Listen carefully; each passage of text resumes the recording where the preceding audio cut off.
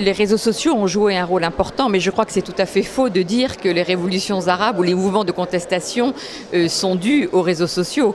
C'est évident que ça a joué un rôle parce que ça a permis de diffuser de l'information, mais au début du soulèvement dans les pays arabes, je crois qu'on a surévalué le rôle de ces réseaux sociaux, même si je ne dénigre pas du tout le fait qu'effectivement, ils ont eu leur place, mais il faut les remettre à leur juste place et non pas imaginer que c'est grâce à ces réseaux sociaux que les mouvements de contestation se sont déroulés. Ça n'a absolument rien à voir.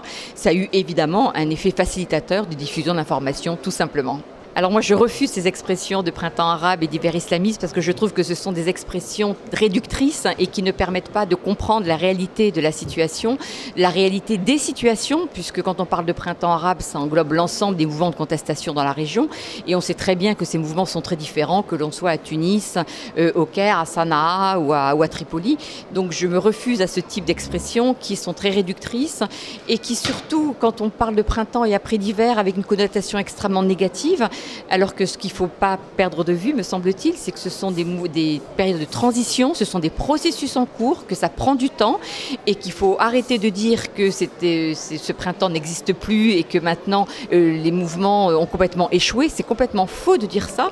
Il faut laisser le temps à ces mouvements de protestation, de contestation, de révolte, d'avancer et de trouver leur propre voie. Donc pour moi, le plus important, c'est de dire que ce sont des transitions et des processus en cours et laissons le temps au temps et que le temps historique n'a rien à voir avec le temps médiatique et qu'on a tendance aujourd'hui à tout vouloir voir à l'aune du temps médiatique qui est un temps rapide alors que le temps historique est beaucoup plus long, bien évidemment.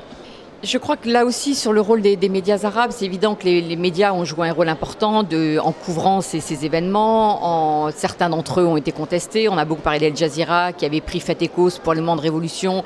Mais quand il s'agit de Bahreïn, il n'y a pas eu un seul mot sur ce mouvement pour des raisons géopolitiques évidentes. Donc là aussi, les médias ont joué leur rôle de relayer l'information. Certains avec une prise de position très claire, mais c'est le choix de chaque média d'avoir sa propre ligne éditoriale.